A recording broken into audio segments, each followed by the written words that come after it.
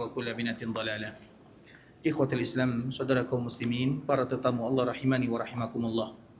Alhamdulillah, Allah Subhanahu wa taala kembali memberikan kemudahan kepada kita bersama untuk duduk di dalam masjid Rasulullah sallallahu alaihi wasallam, menambah iman dengan ayat-ayat Allah Subhanahu wa taala dan juga menjadikan kecintaan semakin kuat kepada baginda Rasulullah sallallahu alaihi wasallam dengan hadis-hadis baginda Rasulullah sallallahu alaihi wasallam. Kemudian salawat beriringkan salam semoga senantiasa tercurahkan buat junjungan alam Nabi kita yang mulia, uswah dan qudwah kita bersama Muhammad bin Abdullah sallallahu alaihi wasallam. Allahumma salli ala Muhammad wa ala ahli baitihi wa ala azwajihi wa dhurriyyatihi kama sallaita ala Ibrahim wa ala ali Ibrahim innaka Hamidum Majid. Allahumma barik ala Muhammad wa ala ahli baitihi wa ala azwajihi wa dhurriyyatihi kama barakta ala Ibrahim wa ala ali Ibrahim innaka Hamidum Majid. Ikhwatul Islam, saudara kaum muslimin, para tetamu Allah rahimani wa rahimakumullah. Kita akan kembali sambung pembahasan yang sebelumnya, masih membahas tentang rukun Islam. Kemarin kita telah jelaskan syahadah. Kemudian yang kedua adalah salat. Dan kita tahu ikhwatul Islam, di antara salah satu ibadah yang terbaik yang kita lakukan di dalam Masjid Nabawi dan juga di dalam Masjidil Haram Makkah adalah memperbanyak melaksanakan ibadah salat.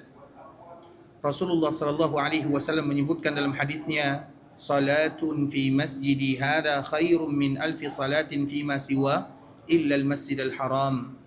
Sesiapapun yang salat di dalam masjidku ini lebih baik daripada 1000 kali salat dibandingkan dengan tempat yang lainnya kecuali Masjidil Haram yang ada di Mekah.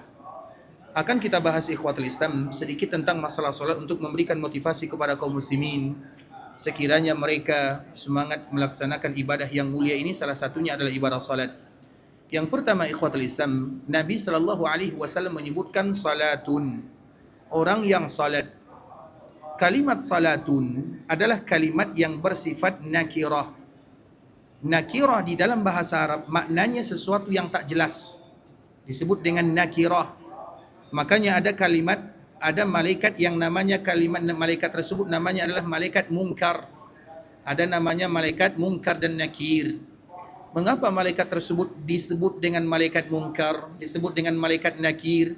Karena nanti ketika ia tanya kita di alam barzakh, kita tidak ada yang kenal dengan malaikat tersebut. Maka malaikatnya disebut dengan munkar. Munkar itu sesuatu yang tak jelas, kita tak kenal, maka disebut dengan munkar.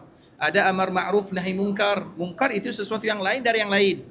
Jadi itu makna daripada kalimat munkar. Di dalam bahasa Arab ada namanya nakirah. Nakirah itu maknanya sesuatu yang tidak pasti. Seolah Nabi sallallahu alaihi wasallam sebutkan dalam hadis ini, salatun, salat yang kalian lakukan.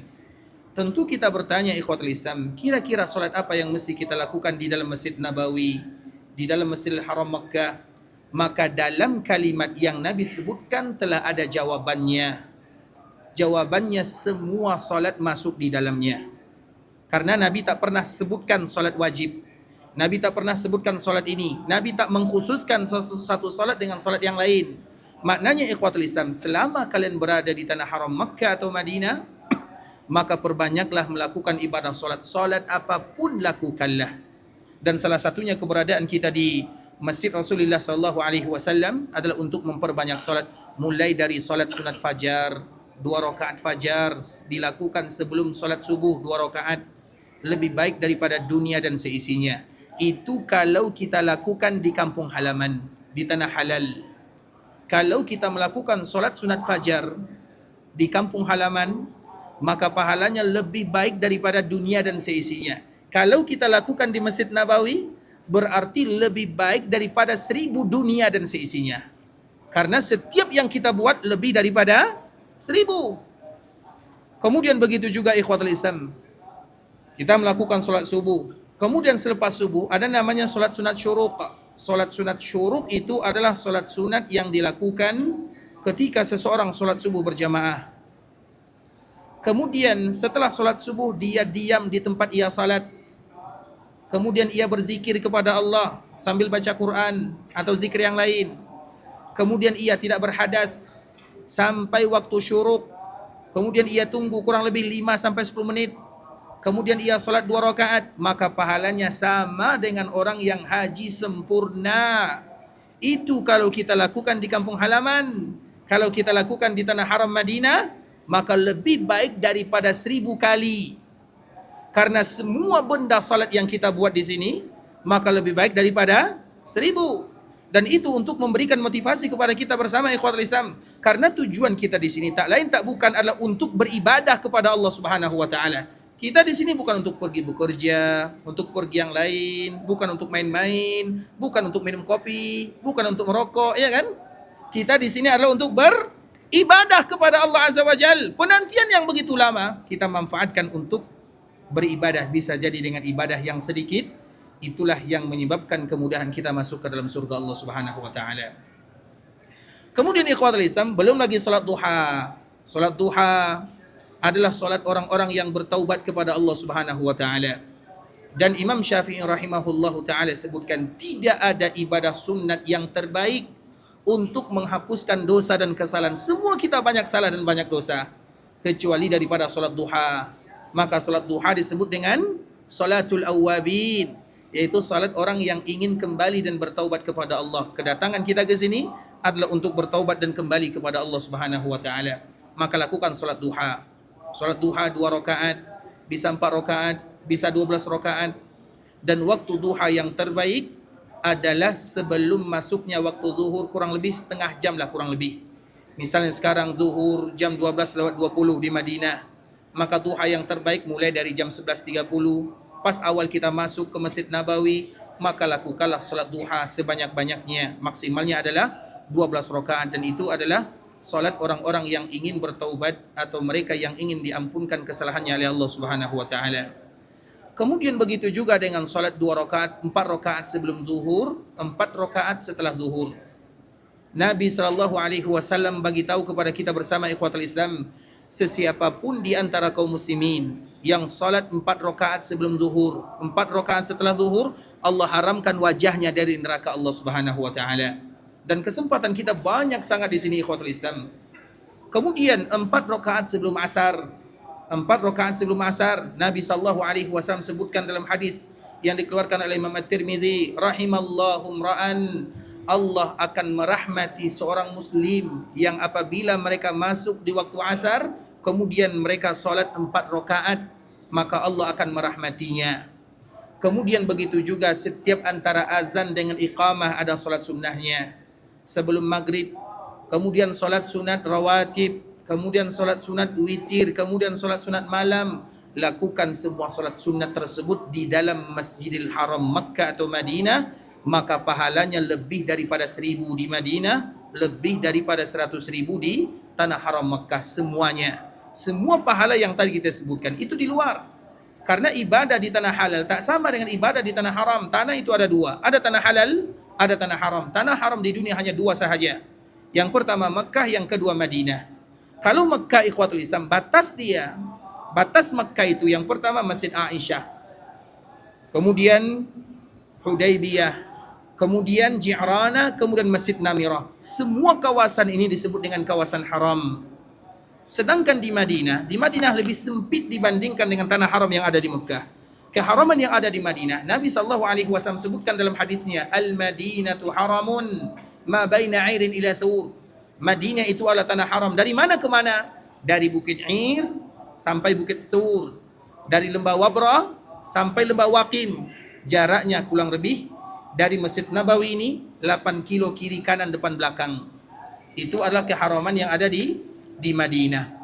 Nah, dikala kita berada di tanah haram ini ikhwatul Islam, semua ibadah yang kita lakukan takkan pernah sama nilainya dengan ibadah yang kita lakukan di tanah halal. Tapi juga harus ingat, dosa yang dilakukan kaum muslimin, siksaannya juga tak sama dengan dosa yang dilakukan di tanah halal. Makanya kemarin kita menyebutkan sesiapapun yang melaksanakan ibadah haji, minimal mereka harus tahu 2. Yang pertama, sesiapapun di antara kita yang melaksanakan ibadah haji, mesti mereka baca surat haji. Di dalam Al-Quran ada namanya surat haji. Di dalam Al-Quran, surat haji terkhusus bagi kita yang nak melaksanakan ibadah haji. Sekarang kita melaksanakan ibadah haji, maka bacalah ayat dan surat ini. Dia tak banyak ikhwatul Islam, cuman setengah juzuk saja. Baca, tengok makna dia, dan di antara salah satunya firman Allah Subhanahu wa taala, "Wa may yurid fihi bi ilhad." Sesiapapun yang ingin melakukan kezaliman di tanah haram. Ingat bahasa yang Allah sebutkan, yang Allah gunakan dalam ayat ini. Allah tidak mengatakan siapapun yang zalim akan disiksa, tidak. Tapi Allah menyebutkan siapapun yang ingin melakukan kezaliman. Maknanya dia belum lagi zalim, tapi baru nak ingin.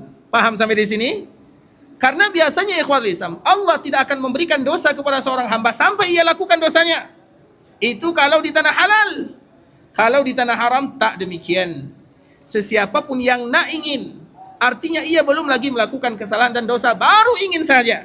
Baru ingin, maka ia sudah disiksa oleh Allah Subhanahu wa taala. Banyak siksaannya ikhwatul Islam. Pas nak haji, dia gila, pingsan, tak bisa buat haji. Pas haji, dia bergaduh sama istri dan keluarganya. Banyak benda-benda yang akan terjadi kepada dirinya. Dan itu banyak terjadi ikhwatul Islam. Betapa banyak orang-orang dulu yang haji. Pas nak haji, sakit. Pas nak haji, pingsan. Pas nak haji, gila. Pas nak haji, banyak ikhwatul Islam. Bisa jadi itu merupakan di antara salah satu apa yang ia buat. Zalim. Makanya Allah Subhanahu wa taala sebutkan, "Wa may yurid." Sesiapa yang ingin, belum lagi melakukan, baru ingin sahaja, maka Allah Subhanahu wa taala sudah akan berikan kepadanya dosa dan siksaan yang berat. Makanya ikhwatul Islam, kebaikan yang kita lakukan di tanah halal, di tanah haram, itu banyak dilipat gandakan. Tapi ingat kebalikannya. Kalau kita melakukan dosa dan kesalahan, itu juga dilipatkan atau disiksa dengan siksaan yang berat. Maka Allah sebutkan dalam surat Haji yang tadi kita bagi tahu, "Wa may yurid fihi bi ilhadin bi dzulmin nudhiqhu min azabin alim." Sesiapa yang melakukan kezaliman, zalim itu banyak ikhwatul Islam. Zalim kepada Allah, itu yang pertama. Zalim kepada Allah maknanya mereka yang dibagi kesempatan oleh Allah Subhanahu wa taala untuk beribadah, tapi mereka tak nak beribadah, itu zalim namanya. Yang kedua, zalim kepada hamba Allah. Yang ketiga, zalim kepada diri sendiri. Semua itu disebut dengan zalim. Dan semua keburukan tersebut ikhwatul Islam, mesti kita berdoa, berusaha agar kita tidak melakukan, terkhusus di tanah haram Makkah dan Madinah. Karena Allah sebutkan, "Wa may yurid." Barang siapa yang nak ingin melakukannya, maknanya sebelum ia melakukan, Allah sudah berikan dosa kepadanya. Nah, oleh karena itu ikhwatul Islam, kita ulang lagi, ada tanah halal, ada tanah haram. Beribadah di tanah haram itu semuanya dilipat gandakan oleh Allah Subhanahu wa taala. Semuanya. Bukan hanya ibadah salat saja. Kenapa demikian? Karena di antara salah satu nama tanah Mekah dan Madinah adalah barakah. Berkah itu maknanya terkandung kebaikan yang banyak. Itu disebut dengan berkah. Dan di antara salah satu daerah yang berkah adalah Mekah dan Madinah. Bahkan keberkahan Madinah, apa kata baginda Rasulullah sallallahu alaihi wasallam? "Allahumma ja'al bil Madinati di'fai ma bi Makkah minal barakah." Ya Allah, jadikan keberkahan yang ada di Madinah 2 kali ganda dibandingkan dengan keberkahan yang ada di Makkah. Berarti yang berkah mana, Makkah atau Madinah? Mana yang paling berkah? Madinah. Karena Nabi sallallahu alaihi wasallam berdoa kepada Allah, "Ya Allah, berikan keberkahan yang ada di Madinah 2 kali ganda dengan dibandingkan keberkahan yang ada di Mekah." Karena keberkahan yang ada di Mekah itu doa Nabi Ibrahim. Keberkahan yang ada di Madinah itu doa Nabi Muhammad sallallahu alaihi wasallam. Doa mana yang paling kuat? Nabi atau Nabi Ibrahim atau Nabi Muhammad sallallahu alaihi wasallam? Mana yang paling kuat doanya? Nabi Muhammad tidak akan ada tanpa doa Nabi Ibrahim. Berarti mana yang paling kuat? Karena memang doa Nabi sallallahu alaihi wasallam, Nabi Muhammad sallallahu alaihi wasallam tidak ada kecuali tanpa doa Nabi Ibrahim alaihissalam. Nabi Ibrahim dulu awal bangun Ka'bah al-Musyarrafah, dia berdoa kepada Allah Azza wa Jalla. Di antara doa Nabi Ibrahim alaihissalam, "Rabbana wa ba'ats fihim rasulan min anfusihim." Ya Allah, utuslah dari sini, dari tempat sini, seorang nabi. Sehingga baginda Rasulullah sallallahu alaihi wasallam sebutkan, "Ana da'watu Abi Ibrahim." Saya ini adalah doa daripada ayah saya Ibrahim alaihissalam. Jadi mana doa yang paling kuat? Dua-duanya. Taib ikhwatul Islam, kita lanjutkan. Maknanya Makkah barokah, Madinah barokah, hanya saja keberkahan Madinah Nabi minta kepada Allah 2 kali ganda. Allahumma ja'al bil madinati di'fai ma bi Makkah minal barokah. Sehingga dari sini ikhwatul Islam ada beberapa kelebihan kota Madinah dibandingkan dengan Makkah. Secara umum, Makkah adalah daerah yang terbaik. Makkah adalah daerah yang paling Allah cinta. Makkah adalah daerah yang paling mulia, itu secara umum. Tapi ada beberapa sisi yang menyebutkan bahawa Madinah itu mulia dan berlebih dalam masalah berkah, dalam masalah belajar agama, dalam masalah kebaikan. Nabi SAW meminta 2 kali ganda kepada Allah untuk orang-orang yang ada di Madinah dan mereka yang berada di Madinah. Makna dia ikhwatul Islam, salah satunya adalah berkah. Makna berkah itu berlebih, dan sesiapapun yang beribadah di daerah yang berkah, maka pahalanya pun akan diberikan lebih oleh Allah Subhanahu wa taala. Oleh karena itu, ibadah yang dilipat gandakan di Madinah, di Mekah itu semuanya, bukan hanya salat sahaja. Ingat itu baik-baik, semua ibadah yang kita buat di tanah haram dilipat gandakan pahalanya oleh Allah Subhanahu wa taala. Hanya saja ibadah yang Allah bagi tahu berapa pahalanya adalah ibadah salat. Itu pun Allah tak bagi tahu secara pasti, nanti akan kita jelaskan. Kemudian kita kembalikan kepada hadis Nabi sallallahu alaihi wasallam. Nabi sallallahu alaihi wasallam sebutkan orang yang salat di dalam masjidku ini. Yang pertama salat, tadi kita sudah bagi tahu semua salat masuk di dalamnya. Salat wajib sudah pasti. Salat sunnah jangan pernah tinggalkan. Termasuk di dalamnya salat jenazah.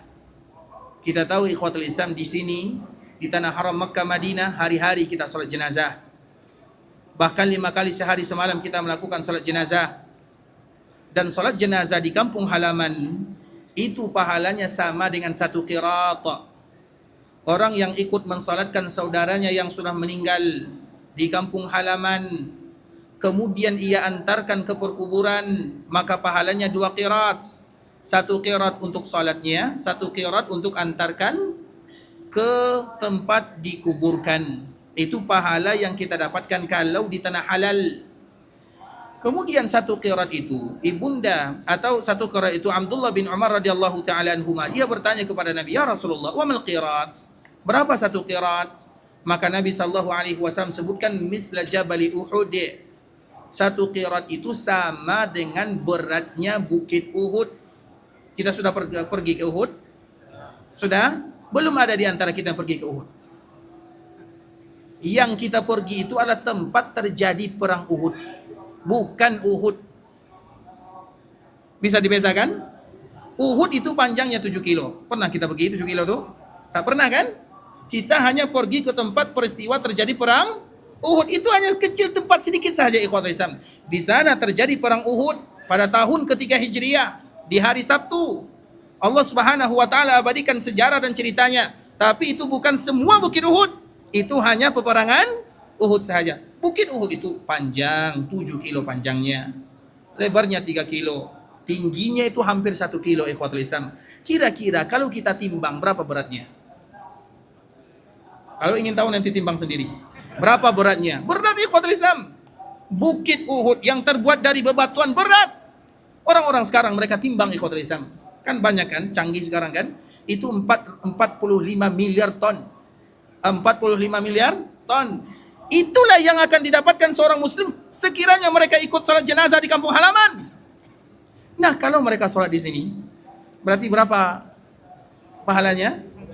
Lebih daripada 1.001 kali salat. Makanya jangan ada yang tinggalkan salat jenazah. Karena itu masuk dalam hadis baginda Rasulullah sallallahu alaihi wasallam. Nabi bagi tahu kepada kita bersama, salatun, orang yang salat. Salat apa? Semua masuk di dalamnya. Salat sunnah, salat wajib, semua salat masuk di dalamnya. Paham sampai di sini? Jadi tak ada orang yang tinggalkan salat jenazah. Ustaz, kita tak tahu siapa yang disalatkan. Lelaki, perempuan, kecil, 1, 2, 3, terserah, penting salat. Bisa dipahami ikhwatul Islam? Kita tak perlu paham siapa yang akan kita salatkan karena memang tak semua kita memahaminya. Karena muazzin dikala selesai salat dia akan mengatakan salat terhadap 1 mayit, 2 mayit, 3 mayit, kadang laki, kadang perempuan, kadang anak kecil. Terlepas daripada itu semua, kita ikut salat jenazah itu yang paling penting, dan kita baca doa di dalamnya, dan salah satu doanya di takbir yang ketiga, Allahumma firlahu dan yang semisalnya. Maknanya ikhwatul Islam, jangan pernah kita tinggalkan solat ini karena ia masuk ke dalam hadis baginda Rasulullah sallallahu alaihi wasallam. Dan bahkan kita bersyukur kepada Allah dikala kita berada di tanah haram, 5 kali kita solat wajib, 5 kali pula kita melakukan solat jenazah. Kalau di kampung halaman berapa kali?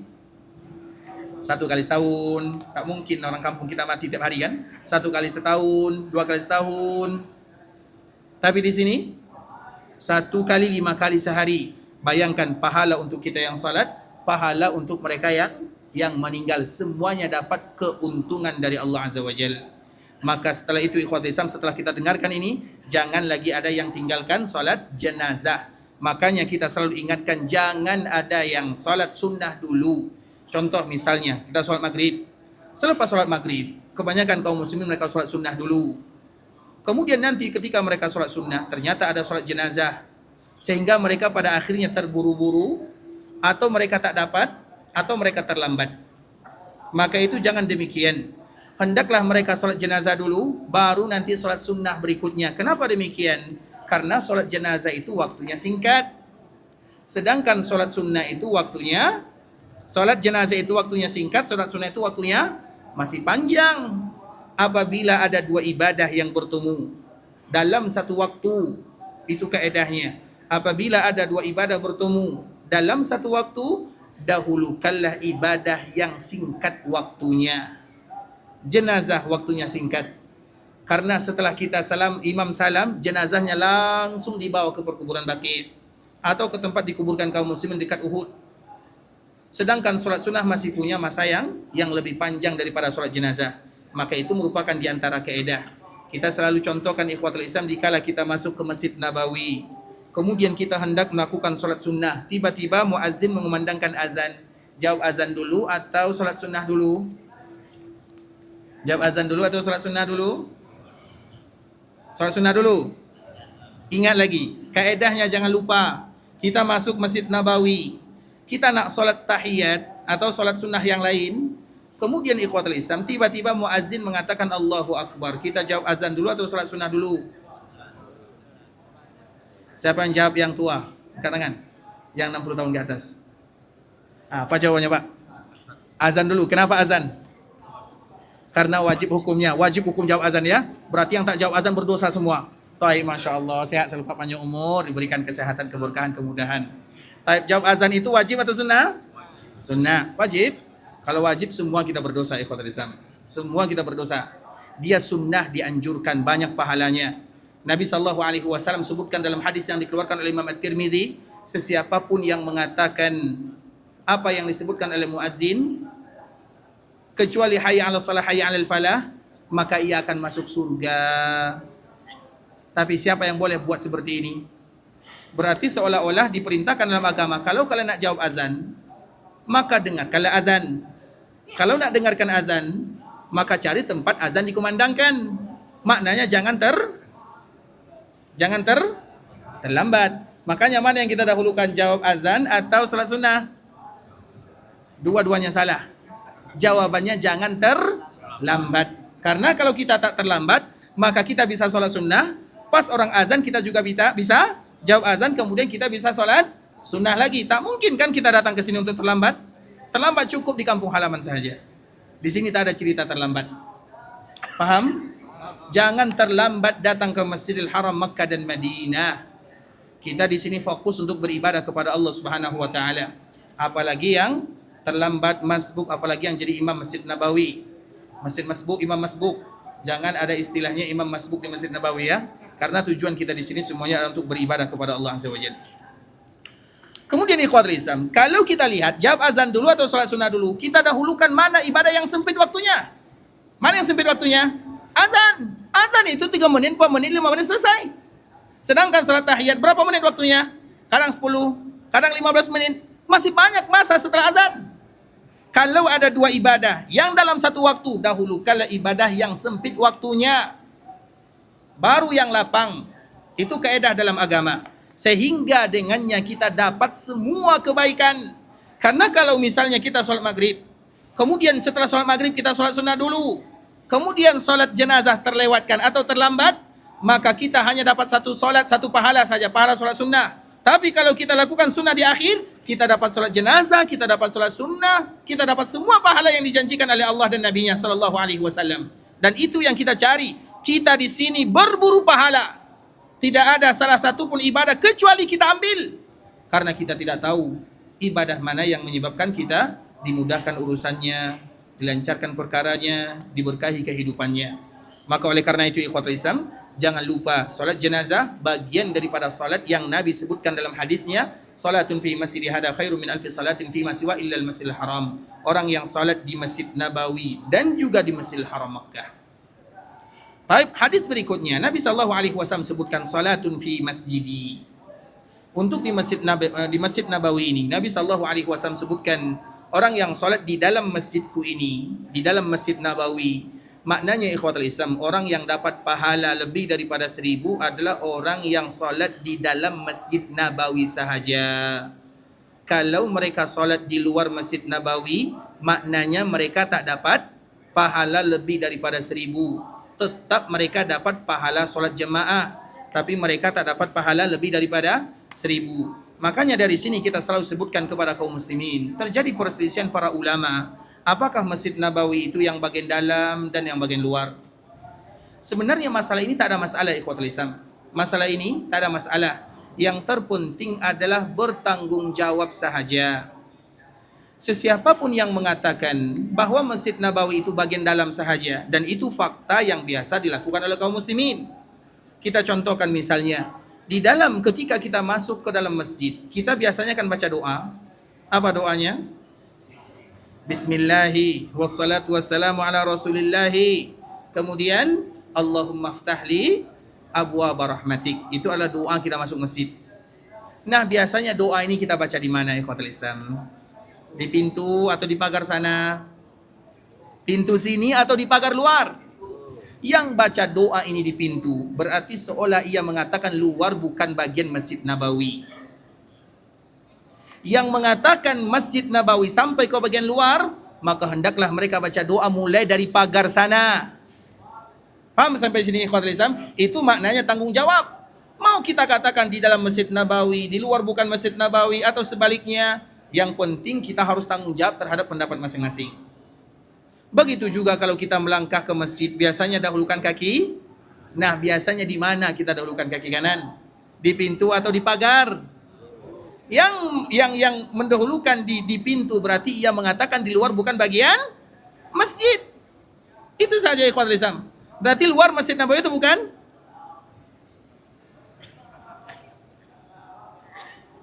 Di luar Masjid Nabawi itu bukan?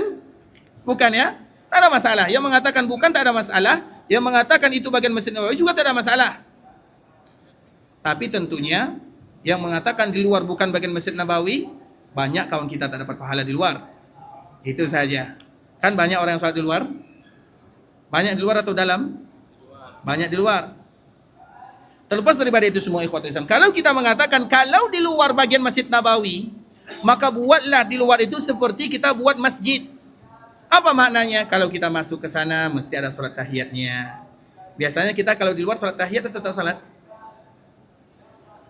Di luar. Biasanya kalau kita pergi keluar itu salat tahiyat atau tidak? Yang tidak salat berarti ia anggap di luar itu bukan bagian daripada masjid. Itu saja ikhwatul Islam. Berarti kalau kita salat, berarti kita menganggap itu bagian daripada Masjid Nabawi. Paham sampai di sini? Kita mau di luar dalam Masjid Nabawi itu bukan? Kalau para ulama sekarang ikhwatul Islam mereka sebutkan semua perluasan untuk Masjid Nabawi, maka semua disebut dengan Masjid Nabawi. Semuanya. Dan rahmat Allah maha luas. Yang rahmat tak luas itu kita saja. Makanya kita ini kikir dunia akhirat kan? Kita tak mau sebutkan di luar bagian Masjid Nabawi supaya nanti kawan-kawan di luar tak dapat pahala. Macam mana ikhwatul Islam? Nanti kalau kawan kita yang di luar katakan di luar bukan bagian Masjid Nabawi, siap tak bertanggung jawab? Siap atau tak siap? Makna dia ikhwatul Islam, terlepas daripada itu semua, di dalam atau di luar, bagian Masjid Nabawi di luar atau tidak, yang penting kita tetap mengusahakan salat di bagian dalam itu saja. Tapi di luar itu ikhwatul Islam semuanya bagian daripada Masjid Nabawi. Dan kalau sekiranya Masjid Nabawi diperluas sampai seluas-luasnya, kita tidak tahu. 100 tahun ke depan Allahu alam kita tak tahu. Ini saja tempat kita sekarang ini, baru 25 tahun, tahun 2000-an, kalau ada yang pergi haji atau umrah tahun 2000-an, 2001, 2002, sampai 2005, ini belum ada lagi. Masjid Nabawi itu hanya kecil saja bagian dalam sana. Kemudian diperluas seluas-luasnya. Kemudian diperluas lagi. Nah, bisa jadi 50 tahun ke depan lebih luas lagi. Dan setiap perluasan untuk Masjid Nabawi itu disebut dengan Masjid Nabawi. Karena yang pertama kali memperluas Masjid Nabawi adalah Nabi sallallahu alaihi wasallam. Ingat itu baik-baik.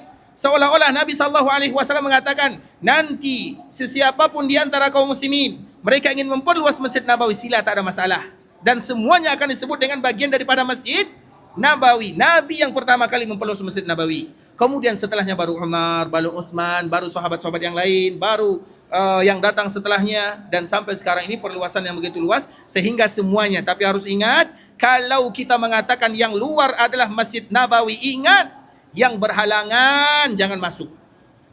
Yang berhalangan, karena orang yang berhalangan, wanita yang haid boleh masuk atau tak boleh? Boleh atau tak boleh? Mereka boleh lewat sahaja kalau ada kepentingan dan keperluan. Tapi kalau untuk duduk berlama-lama tak boleh. Karena itu adalah bagian daripada Masjid Nabawi. Tapi kalau ada yang mengatakan luar bukan bagian Masjid Nabawi, maka sila perempuan ada di sana. Karena itu bukan bagian Masjid Nabawi. Maknanya ikhwat Islam dikembalikan. Kita mau mengambil yang mana? Kalau kita katakan bagian Masjid Nabawi, maka bacalah doa dikala kita berada di pagar luar. Masuk, Bismillah wassalatu wassalamu ala rasulillah, Allahumma ftah li abwaaba rahmatik. Kemudian dahulukan kaki kanan. Keluar, baca doa juga di sana. Kemudian setiap kali masuk, maka salat tahiyatlah. Kemudian jaga aturan-aturan semacam mana kita menjaga bagian daripada masjid itu sendiri. Paham sampai di sini ikhwatul Islam? Jadi di luar terlepas daripada perbezaan para ulama, tapi yang terpenting kita salat di bagian dalam. Nabi SAW sebutkan orang yang salat di masjidku. Karena apabila kita mengatakan luar bukan bagian Masjid Nabawi, berarti semua yang salat di luar mereka tak dapat pahala lebih dari 1000. Mereka hanya dapat pahala 27 darjat sebagaimana orang salat berjamaah yang lainnya. Tapi kalau kita menyebutkan dapat pahala di luar itu adalah bagian Masjid Nabawi, maka mereka juga dapat pahala lebih daripada 1000. Baik, itu kaidah yang kedua. Kita kembalikan ke hadis Nabi SAW. Salatun fi masjidi hadha khairun. Orang yang salat di dalam masjidku ini lebih baik. Maka di antara salah satu nama Makkah dan Madinah itu ikhwatul Islam adalah Darul Akhyar. Darul Akhyar. Darul Akhyar itu maknanya daerah yang terlalu banyak kebaikan di dalamnya. Banyak keutamaan yang disebutkan dalam agama, maka disebut dengan Darul Akhyar. Sehingga pahala orang yang salat di Masjid Nabawi ada beberapa riwayat. Yang pertama sebutkan ikhwatul Islam, yang pertama pahalanya lebih dari 1000. Riwayat yang lain menyebutkan lebih daripada 50.000. Dan pahala yang lain lebih berganda-ganda ikhwatul Islam. Karena keedahnya orang yang salat di Masjid Nabawi itu adalah kelipatan 4 dibandingkan dengan orang yang salat di Masjidil Aqsa. Setiap orang yang salat di Masjidil Aqsa, kalau para ulama sebutkan berapa pahala di Aqsa, maka untuk Madinah 4 kali ganda. Nah sekarang kita tanya, untuk salat di Masjidil Aqsa itu berapa pahalanya? 500. Kalau kita mengatakan 500 berarti di sini berapa? Karena mesti dikali 4. Paham sampai di sini? Berarti kalau kita mengatakan di Aqsa itu pahala orang yang salat di sana ada 500 keutamaan, berarti di sini 2000. Tak boleh kita bilang 1000. Kalau kita bilang 1000 berarti di sana 250. Jadi mana yang betul? Di Aqsa itu 250 atau 500? Paham di sini maksudnya? Paham atau tidak paham? Kita ulang lagi. Kalau sekiranya di Aqsa itu 500, maka di sini mesti 2000. Karena 4 kali ganda. Kalau di sana 250, berarti di sini 1000. Kita mau yang mana? Yang 500 atau yang 250? 500. Berarti di sini 2000. Betul? Betul nih. Ikhwatul Islam, untuk menentukan berapa pahala di sini, berarti kita harus menentukan berapa ibadah salat yang kita lakukan di Masjidil Aqsa, berapa pahalanya. Karena setiap pahala akan dikalikan 4. Baik. Di Masjidil Aqsa itu ikhwatul Islam ada beberapa riwayat. Riwayat pertama menyebutkan Ini riwayat yang paling rendah. Orang yang salat di Masjidil Aqsa itu pahalanya 50 kali ganda. Berarti kalau 50 di sini 200. Taib itu riwayat yang paling rendah dan lemah. Kemudian riwayat yang berikutnya, ini riwayat yang kuat. Kuat juga riwayatnya 250. Kalau di sana 250 berarti di sini 1000. Taib, riwayat yang ketiga 500. 500 ini kurang kuat. Orang yang salat di Masjidil Aqsa 500 kali lipat. Berarti kalau di sana 500, di sini 2000. Taib. Ada riwayat yang paling kuat, lebih kuat dari semuanya. Orang yang salat di Masjidil Aqsa itu pahalanya lebih daripada 1000. Berarti kalau di Aqsa lebih 1000, di sini berapa? Lebih daripada 4000. Ingat itu baik-baik kata Islam. Agar kita tahu hadis Nabi SAW tak sebutkan 1000. Nabi sebutkan khairum min alfi salat. Lebih baik daripada 1000. Lebih baik itu banyak. Nah, sedangkan riwayat yang paling kuat atau yang kuat di antara riwayat yang kuat, salat di Aqsa itu 1000. Kalau di Aqsa 1000 berarti di sini itu belum selesai. Ada lagi riwayat yang lain. Orang yang salat di sana itu ikhwatul Islam pahalanya sama dengan 20.000. Berarti di sini berapa? Allahu Akbar. Kalau kita sebutkan semua riwayatnya, riwayat yang terakhir itu pahala mereka yang salat di sana itu ikhwatul Islam 50.000. Berarti di sini berapa? Ada lagi yang paling terakhir. Hadis terakhir sekarang paling terakhir. Yang paling terakhir ini, tengok ikhwatul Islam. Agar kita tahu berapa banyak pahala yang disediakan oleh Allah bagi mereka yang beribadah, terkhusus di Masjid Nabawi dan Masjidil Haram. Ini untuk memberikan motivasi. Karena kalau kita sebutkan 1000, banyak kita yang malas beribadah. Tapi kalau kita sebutkan semua riwayat, akan memberikan motivasi. Kalau kita tak salat sunnah saja ikhwatul Islam, terlambat salat sunnah, seolah-olah kita rugi 1000 kali sunnah. Karena coba kita bayangkan, salat maghrib seolah-olah kita lakukan maghrib lebih daripada 1000 kali. Itu untuk berapa tahun ikhwatul Islam? Maka di antara salah satu keutamaan umat Nabi Muhammad sallallahu alaihi wasallam, umur mereka singkat tapi pahala mereka padat banyak. Di dalam sebuah hadis Nabi sallallahu alaihi wasallam disebutkan, "A'maru ummati ma baina 60 ila 70." Umur umatku sekitar antara 60 sampai 70 tahun. Kalaupun lebih 70 tahun, rumah sakit, obat-obatan, tongkat, bilik, kamar rumah, tidak aktif lagi ikhwatul Islam. Umur umat Nabi sallallahu alaihi wasallam kurang lebih 60 atau 70. Wa qalilun man yajuzu dzalik. Nabi sallallahu alaihi wasallam sebutkan yang lebih daripada itu sedikit.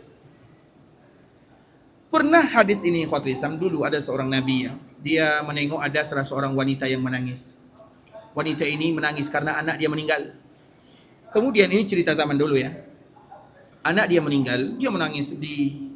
Kemudian ada seorang nabi bagi tahu dia, "Wahai fulan, apa yang kamu lakukan?" Maka wanita ini mengatakan, "Saya sedih, anak saya meninggal." Nabi ini kembali bertanya, "Berapa umurnya?" "Anakku masih kecil, umurnya baru 60 tahun." Baru 60 tahun sudah meninggal. Jadi orang dulu umur 60 tahun meninggal itu masih kecil. Kemudian apa kata Nabi ini? Akan datang suatu zaman umur mereka itu tak lebih dari 60 tahun. Itu umat Nabi sallallahu alaihi wasallam. Wanita ini kaget ikhwatul Islam, tak lebih dari 60 tahun? Kalau umurku hanya 60 tahun sahaja, maka aku akan jadikan satu sujud untuk Allah Subhanahu wa taala. Maknanya orang dulu-dulu itu panjang umur, kuat beribadah. Kalau kita umur singkat, lemah beribadah. Walau demikian ikhwatul Islam, maka Allah bagi tempat, waktu, zaman. Sesiapapun yang beribadah di sana, maka umur mereka melampau dibandingkan dengan apa yang mereka buat dulu. Umur kita mungkin 60 tahun, 70 tahun, tapi pahala bisa kita dapatkan lebih daripada 6.000 tahun. Salah satu contohnya salat. Salat maghrib, itu seolah kita salat maghrib lebih dari 1000 kali. Salat sunat setelah maghrib lebih daripada 1000 kali. Kita salat jenazah lebih daripada 1000 kali. Semuanya. Bila kita nak dapat pahala seperti ini, bila lagi? Kecuali di Masjidil Haram Makkah atau Madinah. Itulah makna dari hadis Nabi sallallahu alaihi wasallam. Umur singkat, tapi Allah bagi peluang untuk dapat pahala yang berlipat-lipat. Kemudian ikhwatul Islam, kita kembalikan kepada keutamaan yang tadi kita sebutkan di Al-Aqsa ya. Ini yang terakhir. Yang terakhir maknanya keutamaan yang paling mulia. Ini ikhwatul Islam, Nabi Sulaiman alaihi salam, ia pernah berdoa kepada Allah, 3 doa. Nabi SAW sebutkan 2 dikabulkan, 1 berharap dikabulkan. Jadi 2 doa Nabi Sulaiman itu punya 3 doa. Maka Nabi SAW sebutkan 2 doa sudah dikabulkan, dan yang ketiga aku berharap kepada Allah untuk dikabulkan. Doa yang pertama, Nabi Sulaiman menyebutkan, ya Allah, bagi aku undang-undang aturan untuk mengatur rakyat dia, karena Nabi Sulaiman itu raja yang paling kuat dan bisa menguasai dunia. Jadi dia meminta kepada Allah Subhanahu wa taala agar dimudahkan untuk mengatur undang-undang dia itu tepat, semua aturan dia itu benar, maka Allah bagi. Kemudian permintaan Nabi Sulaiman yang kedua, qala rabbi ighfirli. Allah bagi tahu dalam Al-Qur'an, qala rabbi ighfirli wa hab li mulkan la yanbaghi li ahadin min ba'di. Ya Allah, ampunkan dosaku, bagi aku kerajaan yang tak engkau bagi kepada siapapun yang datang setelahku. Apapun yang Allah bagi kepada Nabi Sulaiman tidak akan pernah dibagi kepada orang yang datang setelah Nabi Sulaiman. Kendaraan Nabi Sulaiman adalah angin, maka Allah tak akan pernah bagi angin menjadi kendaraan sesiapapun, bahkan Nabi Muhammad SAW. Karena itu khusus untuk Nabi Sulaiman. Nabi Sulaiman anak buahnya adalah jin, maka tidak ada manusia yang anak buahnya adalah jin, kecuali kalau dia jin. Kemudian ikhwatul Islam, Nabi Sulaiman bisa berbicara dengan makhluk, dengan hewan, dengan burung, dengan semut, dengan apa-apa benda di dunia ini, ikhwatul Islam. Sesiapapun yang berbicara dengan semut, dengan burung, maka dia adalah Nabi Sulaiman.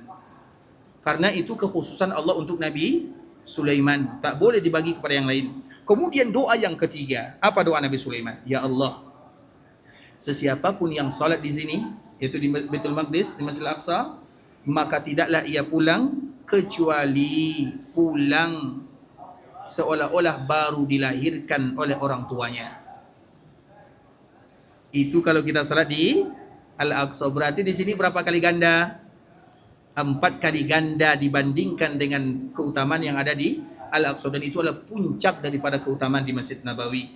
Kalau orang salat di Al-Aqsa saja, Nabi Sulaiman berdoa kepada Allah, ya Allah, sesiapapun yang salat di sana, maka pulangkan ia seperti baru dilahirkan. Maknanya diampunkan semua dosanya, membuka lembaran baru dalam hidupnya. Berarti kalau orang salat di Masjid Nabawi lebih daripada itu. Kalau di Masjid Nabawi lebih daripada itu, coba kita tengok bagaimana di Masjidil Haram, maka lebih dan lebih lagi daripada itu. Oleh karena ini ikhwatul Islam, Nabi SAW sebutkan orang yang salat di masjidku lebih baik. Kalimat lebih baik itu banyak ikhwatul Islam.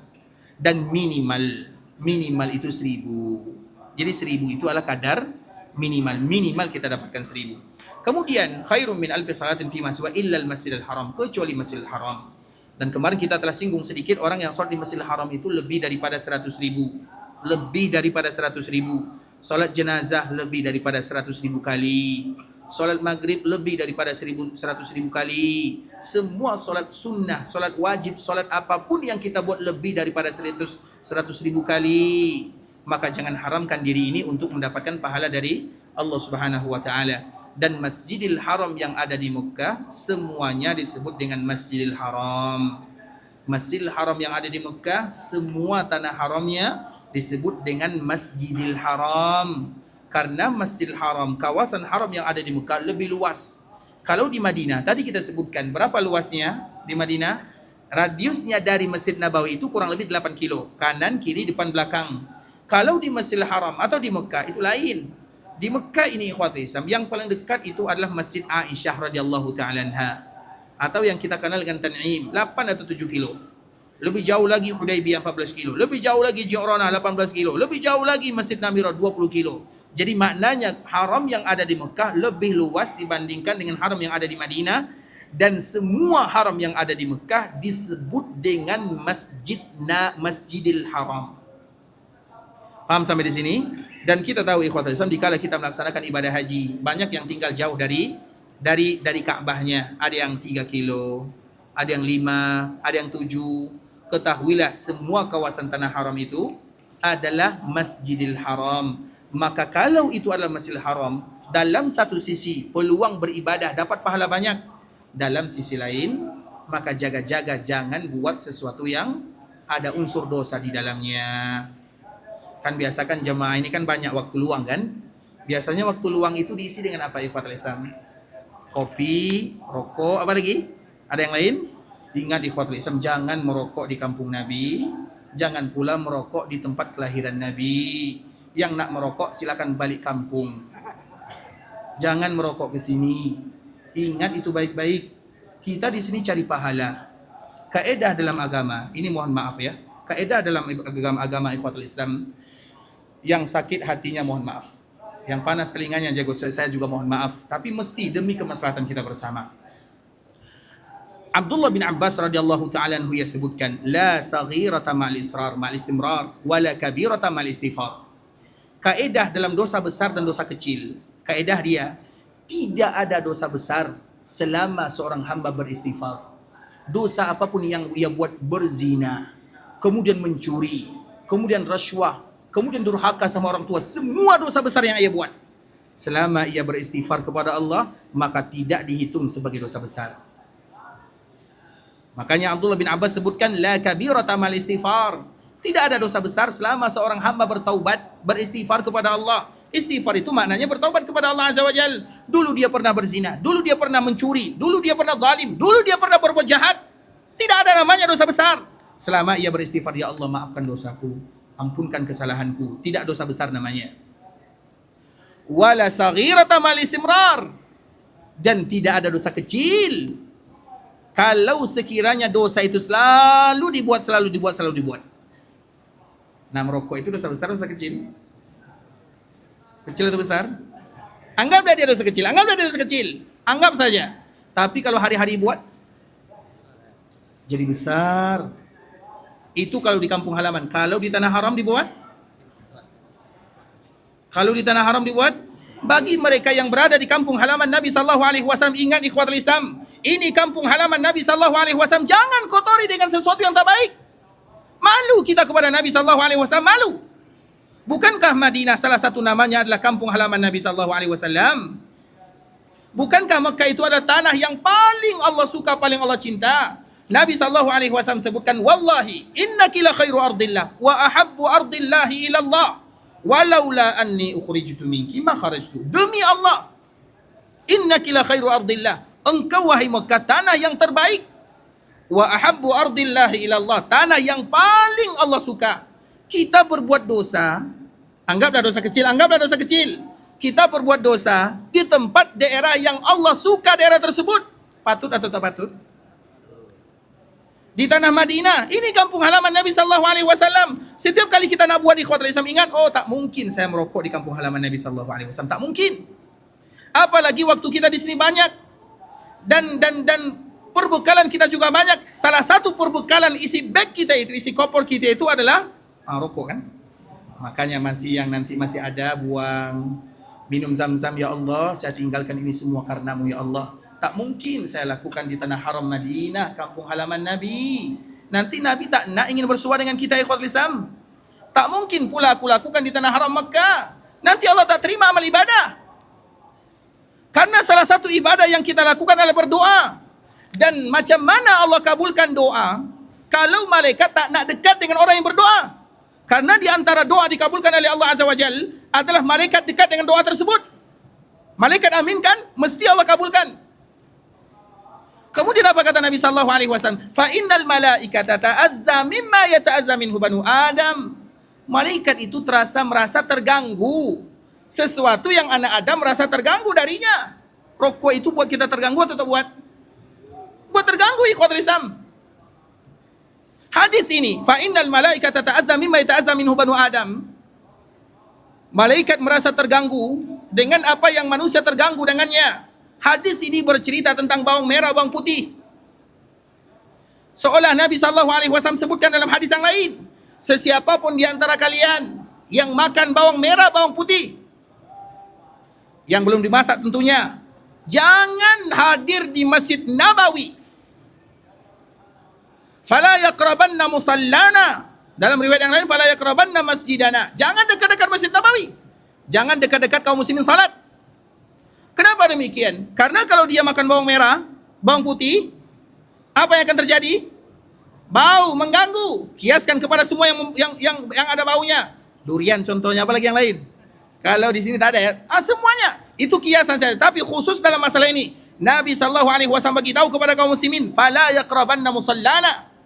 Jangan dekat-dekat musalla kami. Jangan ikut salat jemaah bersama kami. Dalam riwayat yang lain, sesiapapun yang makan dua benda ini, kami akan usir ke perkuburan Baqi'. Maknanya tak boleh salat berjamaah bersama kaum muslimin. Karena akan mengganggu kaum muslimin. Yang nak menangis tak jadi menangis. Yang khusyuk dalam salat tak jadi khusyuk. Mereka tutup hidung. Bau ikhwatul Islam. Padahal bawang merah, bawang putih halal atau haram? Rokok halal atau haram? Jawab. Halal atau haram? Anggaplah dia makruh, anggap dia makruh. Hukum yang paling ringan. Anggaplah dia makruh. Ada bau atau tak ada bau? Ini mohon maaf ya. Makanya tadi kami mohon maaf berkali-kali ya. Mohon maaf kalau buat sakit hati. Karena tujuan kita di sini berdoa tak nak kacau orang lain. Kalau bawang merah, bawang putih diusir di perkuburan Baqi', kalau yang merokok diusir kemana? Uhud ya. Maknanya yang merokok jangan di sini. Jangan di sini. Manfaatkan waktu. Makanya tadi kita bagi tahu ikhwatul Islam itu di bulan Ramadan kan kita alhamdulillah bisa puasa, tak merokok ya, alhamdulillah. Nah, buatlah seperti itu di sini ikhwatul Islam. Minum zam-zam, bermohon kepada Allah setiap kali nak kita minum ini ikhwatul Islam.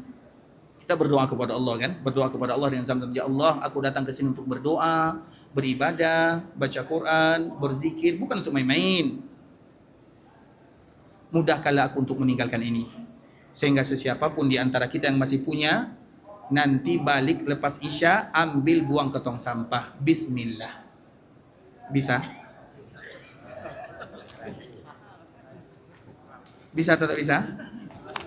Semoga Allah berikan kemudahan di ikhwatul Islam. Karena kita tak boleh berbuat sesuatu kecuali pertolongan dari Allah Subhanahu wa taala. Saya tahu itu tak ringan, harga mahal, jauh jaraknya. Tapi boleh, terkhusus bagi kita yang menghadirkan kalimat ini di Masjid Nabawi atau di kota Madinah, ini adalah kampung halaman Nabi sallallahu alaihi wasallam. Dan kita selalu mencontohkan ikhwatul Islam di antara salah satu nama Masjid Nabawi atau nama kota Madinah adalah Tib atau Toba atau Tibah. Tobah kan Nabi sallallahu alaihi wasallam sebutkan innallaha, coba bayangkan hadis Nabi, innallaha sammal madinata Tobah. Allah bagi nama Madinah ini dengan Tobah atau Tibah. Maka salah satu nama Madinah adalah Tibah atau Tobah. Tobah itu diambil dari bahasa ini tib. Tib itu apa arti tib? Ini tib artinya tib. Apa ini? Minyak wangi. Minyak wangi itu wangi atau tak wangi? Kalau rokok? Jangan kacau kota Madinah dengan benda-benda yang tak diridhai oleh Allah dan tak disukai oleh baginda Rasulullah sallallahu alaihi wasallam. Ini sekedar motivasi ya. Saya tahu ini tak ringan. Berat sangat ikhwatul Islam. Terkhusus bagi kita yang masih banyak waktunya. Karena kita di sini duduk kan 8 hari, 9 hari, 10 hari di Mekah, itu 30 hari 1 bulan. Tak ada rokok macam tak ada kawan. Itulah jadikanlah Allah sebagai kawan di dalam masjid, Al-Quran sebagai teman. Tujuan kita kemarin kita sebutkan ikhwatul Islam, jangan ada yang pulang ke tanah haram, ke tanah halal, ke kampung halaman kecuali ia berniat, ya Allah saya tak pulang kecuali Al-Quran sudah saya khatamkan 1 kali, 2 kali, 3 kali, sibukkan diri dengan beribadah kepada Allah Subhanahu wa taala. Kita tak tahu apakah ini kesempatan pertama, kesempatan terakhir, ada masa berikutnya, Allahu alam, tidak ada yang tahu. Kita selalu menceritakan ini ikhwatul Islam, 2 tahun yang lepas, baru 2 tahun yang lepas, ada orang melaksanakan ibadah haji, masih umur 45-an lah, belum sampai 50. Kemudian dia gelombang kedua, makna dia datang ke Mekah dulu baru ke Madinah. Kemudian setelah ke Madinah, Masya Allah terasa ibadah. Karena biasanya orang yang datang ke tanah haram Mekah Madinah, Allah bagi kerinduan di dalam hatinya. Biasanya orang yang rindu ke tanah haram Mekah Madinah, orang yang pernah datang atau yang belum pernah datang? Yang pernah datang lagi rindu. Kita balik, kita rindu lagi. Seolah-olah ada panggilan. Bersyukurlah kepada Allah kalau ada rindu dalam hati datang ke tanah haram Mekah Madinah. Kemudian orang ini ikhwatul Islam juga demikian keadaannya. Dia seperti niat semua niat kaum muslimin. Itu yang saya tahu ya. Tidak ada orang yang melaksanakan ibadah haji kecuali mereka akan mengatakan insya Allah saya akan umrah setelah haji. Baik 1 bulan setelahnya, atau 2 bulan setelahnya, atau 1 tahun setelahnya ada niat. Saya nak datang lagi untuk beribadah kepada Allah Azza wa Jalla di tanah haram Makkah Madinah. Itu biasanya niat kaum muslimin dan niatkanlah seperti ini. Seperti itu juga dengan orang ini. Dia mengatakan, Ustaz, insya Allah 2 bulan setelah ini saya akan balik lagi untuk melaksanakan ibadah umrah. Terasa nikmat rindu, menangis kepada Allah, beribadah di tanah haram Makkah Madinah.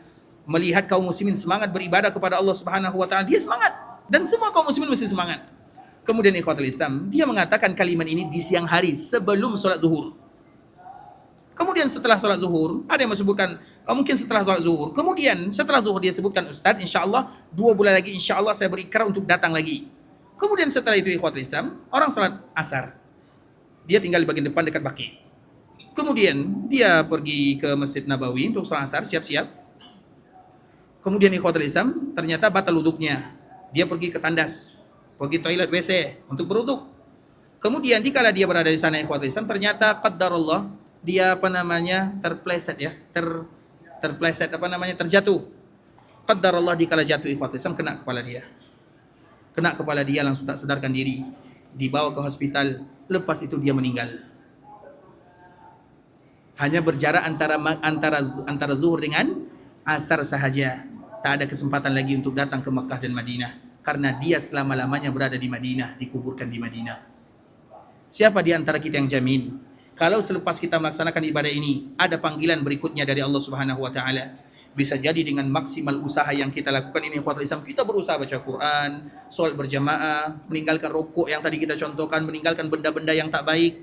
Itu adalah di antara hadiah terindah dari Allah Subhanahu wa taala. Ingatlah, hadiah terindah dari Allah kepada hamba adalah ketika Allah mudahkan mereka beribadah. Hukuman terberat dari Allah untuk seorang hamba ketika mereka tak mudah beribadah. Ketika kita sulit meninggalkan perkara-perkara yang Allah tak suka, itu tanda Allah hukum kita, karena Allah tak ingin kita beribadah. Makanya Allah Subhanahu wa taala sebutkan dalam Al-Qur'an, istahwadha alaihim syaitan fa ansahum zikrallah ulaika hizbus syaitan. Apa kata Allah Subhanahu wa taala? Ketika syaitan sudah mulai menguasai manusia, maka di antara hukuman yang Allah bagi, Allah akan buat ia lupa berzikir dan beribadah. Jadi ketika kita tak nak beribadah kepada Allah, itu hukuman dari Allah Azza wa Jalla. Allah tak nak lagi ingin kita menengok kita salat berjamaah bersama kaum muslimin. Tak nak lagi melihat kita ingin bersedekah, berzikir, melakukan kebaikan. Itu hukuman. Cukup hukuman dari Allah, kita sulit beribadah. Dan cukup nikmat yang terbaik dari Allah ketika Allah mudahkan kita beribadah. Kita mudah salat berjamaah, mudah salat sunnah, mudah salat malam, mudah baca Quran. Tak semua orang mudah baca Quran ikhwatul Islam. Maknanya kalau ada di antara kita yang Allah mudahkan dia baca Quran, berarti seolah-olah Allah ingin berbicara dengan dia. Kalau ada di antara kaum muslimin tak nak buka Al-Quran sampai balik 1 juzuk pun tak tamat, makna dia Allah tak nak ingin berbicara dengan dia. Itu saja ikhwatul Islam. Makanya di antara salah satu doa yang tak boleh ditinggalkan oleh kaum muslimin, doa yang Nabi ajar kepada sahabat Muaz bin Jabal, jangan pernah kamu tinggalkan kalimat ini sebelum selesai salat tahiyat akhir. Mesti kamu baca, Allahumma a'inni ala zikrika wa syukrika wa husni ibadatik. Doa ini semua kita hafal, tapi siapa yang baca doa ini? Kenapa Nabi SAW ajarkan doa ini? Allahumma a'inni ala zikrik. Ya Allah, bantu aku untuk berzikir. Karena kalau bukan Allah yang bantu, kita tak akan pernah sanggup berzikir. Sulit untuk mengucapkan kalimat la ilaha illallah. Sulit untuk mengucapkan subhanallah. Susah untuk mengucapkan alhamdulillah. Tak nak buat misalnya kita baca astagfirullah. Sulit. Allah tak ingin kita berzikir kepadanya. Allahumma a'inni ala zikrika wa syukrika. Tak akan semua bisa bersyukur kecuali pertolongan Allah, dan tak semua orang bisa beribadah kecuali juga dengan pertolongan Allah Subhanahu wa taala. Maka ibadah yang terbaik itu ikhwatul Islam, yang pertama kali minta tolong kepada Allah agar kita mudah beribadah. Itulah yang harus kita lakukan. Sampai kita di Madinah, kita mengatakan, ya Allah, mudahkan aku untuk beribadah. Mudahkan aku untuk salat berjamaah. Mudahkan aku untuk bangun malam. Mudahkan aku untuk baca Quran. Mudahkan aku untuk menangis. Maka di antara salah satu doa lain Nabi ajarkan kepada kaum muslimin ikhwatul Islam, Allahumma inni a'udzubika min ilmin la yanfa'. Ya Allah, aku berlindung dari ilmu yang tak bermanfaat. Wa min qalbin la yakhsha'. Aku berlindung dari hati yang tak mau khusyuk dikala beribadah. Salat macam salat biasa, tak ada pengaruh di tanah haram sama dengan tanah halal. Maka di saat itulah bermasalah, ada hati masalahnya. Maka berlindunglah kepada Allah. Allahumma inni a'udzubika min ilmin la yanfa' wa min qalbin la yakhsha'. Aku berlindung dari hati yang tak mau khusyuk beribadah. Wa min ainin la tadma'. Ya Allah, aku berlindung dari mata yang tak mau menangis kasar, mata yang tak menangis tanda hati kasar. Makanya Nabi SAW ketika Nabi wafat, Nabi SAW dikala Nabi wafat, 5 hari sebelum Nabi wafat hari Senin, 5 hari berarti hari Khamis. Hari Khamis itu ikhwati Islam, solat terakhir yang Nabi pimpin kaum muslimin adalah solat maghrib. Selepas solat maghrib, malam Jumaat, maka Nabi tak sanggup lagi jadi imam. Ketika Bilal sudah azan, Bilal tunggu Nabi SAW, maka Nabi SAW nak salat, nak ingin jadi imam, salat Isya, ternyata Nabi pingsan, tak sadarkan diri. Waktu lama. Kemudian para sahabat tunggu, tak mungkin sahabat salat tanpa Nabi SAW. Kemudian setelahnya ikhwatul Islam, Nabi siuman. Nabi bangun dari pingsannya. Kemudian Nabi bersihkan mukanya. Nabi bertanya kepada sahabatnya, asallan nas, apakah sahabatku sudah salat Isya? Sahabat mengatakan, hum yantazirunak, mereka sedang tunggu kamu ya Rasulullah. Kemudian Nabi nak salat, nak jadi imam, pingsan lagi. Sudah 2 kali. Kemudian waktu lebih lama dari yang pertama. Bangun lagi. Nabi kembali soal, tanya sama dengan pertanyaan yang pertama. Apakah sahabat sudah salat? Sahabatku sudah salat Isya? Mereka jawab, ya Rasulullah, mereka sedang tunggu kamu. Kemudian Nabi bersihkan mukanya, basuh mukanya dengan air. Kemudian Nabi pingsan lagi, sudah 3 kali.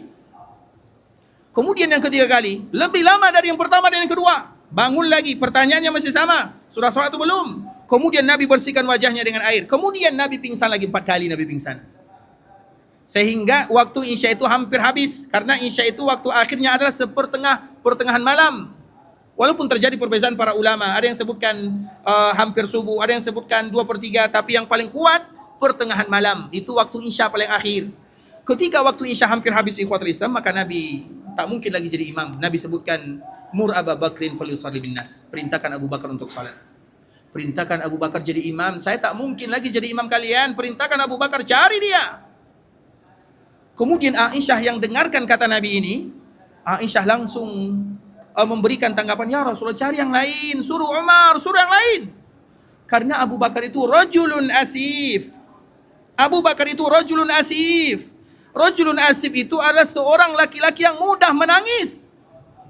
Itulah yang membuat iman Abu Bakar kalau ditimbang dengan semua umat manusia, maka iman Abu Bakar lebih jauh dibandingkan dengan semua iman manusia. Salah satu sifatnya adalah rajulun asif, mudah menangis. Makanya kemarin kita sebutkan ikhwatul Islam, salah satu nama Makkah itu adalah Bakka. Apa makna Bakka kemarin? Tempat kita menangis, banyak menangis. Dan ketika Allah mudahkan kita menangis, tak semua orang bisa menangis, tak senang menangis. Ketika Allah mudahkan kita menangis, berbahagialah, itu tanda hati mulia. Kalau kita tak bisa menangis, berdoalah kepada Allah dengan doa tadi. Allahumma inni a'udzubika min ilmin la yanfa' wa min qalbin la yakhsha' wa min 'ainin la tadma'. Ya Allah, aku berlindung, kenapa mataku tak bisa menangis? Itu hukuman. Allah tak nak ingin nengok kita menangis. Maka menangislah. Makanya Abu Bakar ikhwatul Islam dikala disuruh, rajulun asif, ya Rasulullah, jangan suruh yang lain. Aisyah tahu ayahnya penangis. Seolah-olah Aisyah mengatakan, ya Rasulullah, kalau dia jadi imam, orang tak akan dengar ayat yang ia baca. Orang dengar tangisan dia. Pada akhirnya Nabi tetap mengatakan, suruh Abu Bakar jadi imam. Maka pada akhirnya Abu Bakar jadi imam. Allahu Akbar, menangis. Tak selesai solat Isya. Karena menangis. Bukankah itu tujuan keberadaan kita di tanah haram Makkah Madinah? Kalau kita sudah mulai sulit menangis, minta kepada Allah. Allahumma inni a'udzubika min ilmin la yanfa' wa min qalbin la yakhsha' wa min 'ainin la tadma'. Ya Allah, aku berlindung dari mata yang tak nak menangis. Menangislah sebanyak-banyaknya, dan semoga Allah Subhanahu wa taala terima amal ibadah kita bersama. Ikhwatul Islam, saudara kaum muslimin, para tetamu Allah rahimani wa rahimakumullah. Sampai di sini pembahasan yang bisa kami jelaskan, yang benar dari Allah, yang salah dari kami. Kami mohon maaf kalau ada kekurangan, kesalahan.